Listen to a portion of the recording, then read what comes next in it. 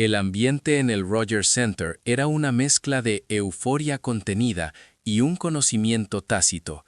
Esta noche terminaría todo. Ya basta por hoy. Nos vemos mañana. Shedar, presuntamente de un fan de los Blue Jays, circuló por las redes. Muchos la tomaron como una certeza. El rival eran los Dodgers, ¿sí? Con Shohei Ohtani acechando. Pero Toronto lideraba la Serie Mundial 3-2. Ganar en casa significaba romper una sequía de 32 años. La última vez que la ciudad había celebrado fue en 1993. No había manera de que este equipo, esta ofensiva, fuera detenida 2 veces seguidas por el mismo lanzador. Entonces Yoshinobu Yamamoto subió al montículo, su rostro imperturbable, sin gestos de poder, ni un exceso de entusiasmo, solo el silencio tranquilo de un depredador. Observó la mascota. Lanzó el primer lanzamiento. Y el bate cortó el aire vacío, con un sonido seco. El ambiente cambió. No de golpe, sino sutilmente, como un escalofrío. Todavía era el inicio. La gente se decía que los Dodgers tampoco anotaban, que la ofensiva de Toronto era fuerte. Pero a medida que pasaban las entradas, el marcador seguía inmóvil. Los hits llegaban, pero el batazo crucial, la carrera que abriera la brecha, se negaba a aparecer. Cada lanzamiento que caía, cada recta que los atascaba, hacía que el murmullo de la multitud se hiciera más débil. La gente se preguntaba, ¿estamos presenciando una simple noche de inspiración o el mismo patrón de pesadilla se está repitiendo? La confianza de Toronto no era infundada. Habían destrozado el picheo de los Dodgers en el juego 1 y habían recuperado la ventaja de la serie con victorias convincentes en los juegos 4 y 5. La manera en que el cuerpo de picheo joven había sometido a la poderosa alineación de Los Ángeles en el juego 5 había sido simbólico. Los fanáticos sentían que la historia ya estaba escrita, que solo faltaba el último capítulo en casa. La ciudad se vestía de fiesta. No era solo un evento deportivo, sino un evento nacional. Se veían carteles por doquier. Una victoria más. 32 años de espera. Mientras tanto, los Dodgers estaban contra las cuerdas. A pesar de la expectativa y el inmenso talento, las piezas no encajaban. La ofensiva fallaba en los momentos clave y el bullpen mostraba signos evidentes de fatiga. Habían perdido 3 juegos seguidos en casa y se enfrentaban al juego 6 con la eliminación pendiente. Yamamoto no era solo el abridor, era la última carta, el símbolo de que aún podían confiar en algo. Desde la perspectiva de los Blue Jays, la tarea era clara. Si lograban descifrar a este lanzador, el cuento terminaba felizmente. El ambiente antes del juego era de cautela, pero no de miedo. Se conocían. Habían estudiado al rival. Lo que prevalecía era la sensación de que, con este impulso, no podían perder. Las estadísticas respaldaban su sensación. Estaban bateando bien, tenían más oportunidades de anotar. El impulso estaba de su lado. El bateo de Ohtani, aunque peligroso, aún no había sido decisivo en la serie. Parecía una contienda igualada, pero con el factor campo y la inercia se sentían vencedores anticipados.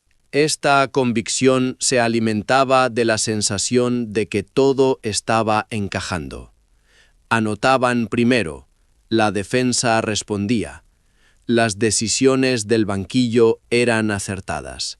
Era un ritmo inconfundible, propio de un campeón en ciernes. Por eso, nadie dudaba de que esta racha se detendría. Pero había una tendencia clara que la euforia ignoraba. Cada vez que Yamamoto subía al montículo contra ellos, las carreras de Toronto se secaban. Los Blue Jays llegaban a base, conectaban hits, pero el batazo determinante nunca aparecía. Una repetición que ya no podía ser catalogada como casualidad. En el primer inning, la incomodidad era palpable. El primer bateador de Toronto conectó una línea que prometía, levantando a la multitud, pero se quedó corta. Inmediatamente después, el siguiente bateador batió un rodado para una doble matanza. En cuestión de segundos, el silencio se apoderó del estadio. Era solo el principio, se decían, pero la atmósfera se había enrarecido. Yamamoto mantenía su ritmo inmutable, sin pausas, sin piedad, lanzando la bola necesaria al lugar exacto. La recta encontraba la esquina. El splitter desaparecía como si se lo tragara el suelo. Los bateadores de los Blue Jays no se sentían superados por la técnica, sino engañados. Pensaban que solo estaban un poco desfasados y que pronto le agarrarían el tiempo. Pasaron las primeras entradas con el marcador a 0. Pero en la tercera, el silencio se rompió. Los Dodgers no recurrieron a la fuerza bruta, sino a la precisión, un extra base, una base por bolas y un sencillo productor. De repente, el marcador era 3-0. El público no estaba furioso, sino invadido por una sensación terrible, la manera en que habían concedido esas carreras, sin errores fatales ni descontrol, sino por la frialdad del rival.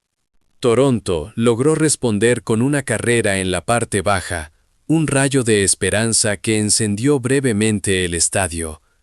«Ahora sí, aquí empieza el cambio», era el grito. Pero Yamamoto no se inmutó. Incluso con corredores en base, su calidad no decayó.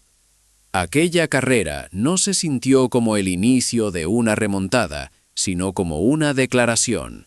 Hasta aquí les permito llegar. A medida que avanzaban la cuarta y quinta entrada, el patrón se hizo más nítido. Había hits, había bases por bolas, la ofensiva no era mala, pero los corredores no regresaban a casa. Siempre faltaba algo. El toque de fortuna, la lectura correcta o quizás la moral. La sensación era que Yamamoto no solo estaba lanzando, sino que estaba anulando las opciones de sus rivales.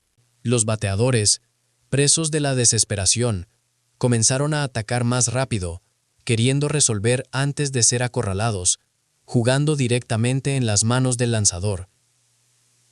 El desgaste mental se acumulaba. El tiempo en el estadio parecía haberse vuelto denso, pesado. Cada pausa amplificaba la ansiedad. Cuando llegó el sexto inning, Yamamoto enfrentó corredores en segunda y primera. El estadio se puso de pie. Una conexión significaba el empate. La multitud creyó genuinamente que era el momento de la verdad.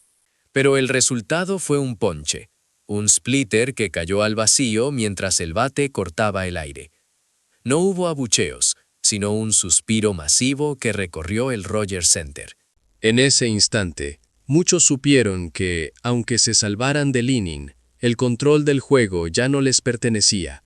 La corriente del tiempo la llevaba el enemigo. Cuando Yamamoto abandonó el montículo, no hubo una ovación particular. Lo que sí hubo fue un alivio inconfundible.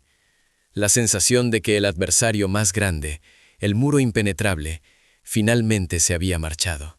El hecho de que el equipo perdedor se sintiera salvado por la sustitución del lanzador rival dice todo sobre la anomalía de este partido. Toronto nunca pudo recuperar la ventaja. La última esperanza en la novena se esfumó con una doble matanza. El juego terminó en silencio, sin estruendo, solo la dura realidad. El sentimiento que quedó grabado, más allá del marcador, fue: nos ha vuelto a ocurrir. Y sobre todo, que no habían podido con Yamamoto. Los comentarios en redes sociales pasaron de la rabia y el sarcasmo a una aceptación sombría. La conclusión compartida era una: este lanzador no solo los había detenido, sino que había reescrito la narrativa que los Blue Jays habían construido. Skedar, el abridor de Toronto en el juego 6, que lanzó 6 entradas y permitió solo 3 carreras, un desempeño totalmente aceptable, estaba en el centro del vestuario, ya invadido por la resignación.